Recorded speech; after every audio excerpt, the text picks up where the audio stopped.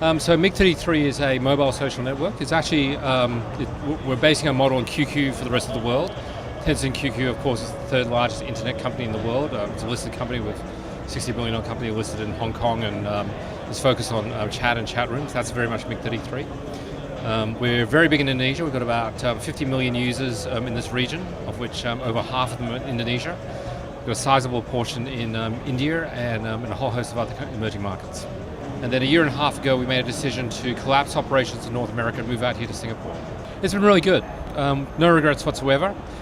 We contracted the organization from 55 to 23 people. So we had 15 people in KL, 8 people in Singapore. We've regrown that organization to 110. Our user base is up 60%. Our revenues are up 8 times. We're finding that being in this market, costs are dramatically lower than in California. It's easy to get people who are closer and understand the markets better, and certainly the flight times are shorter. I think there's a great Harvard Business Review article about 8 months ago, which actually segmented the North American social networks, Facebook and Twitter, with the social networking preferences out of East Asia: Tencent, QQ, Cyworld, Dina, Gree, and Mixi. The Facebook and Twitter are very utilitarian. They're really social infrastructure companies, whereas the Asian models tend to be far more delightful, emotional. Sometimes they're visually cluttered, but that is part cultural. And MiG33 is replicating the Asian model throughout larger Asia and finding success in competing against companies like Facebook and Twitter once again. Nearly all our traffic is on mobile. We get several million logins per day. We deliver 1.3 billion messages per day. We're in 200 countries.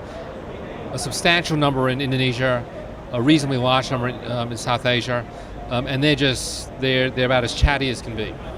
I would say the cost of living in Singapore, if you're an expat, is higher than you would expect. The tax rates, if you are not an American or green card holder, is great. It's like 15% to 20%. Having said that,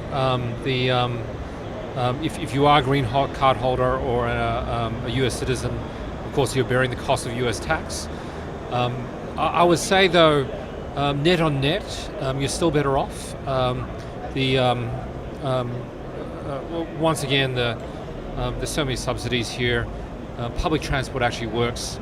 The cost of food is much lower than you think. The travel is cheap. The ability to go and build a low-cost operation in a region is great. I'm building an operation in Indonesia at the moment. I'm about to hire 40 people. I'm going to spend 15 grand a month on that. I mean, I would not be able to do that in the States. And I can go and visit. I'm off to Indonesia next week. It's like catching a bus. It's like flying from San Francisco to Los Angeles. Yeah, it's great.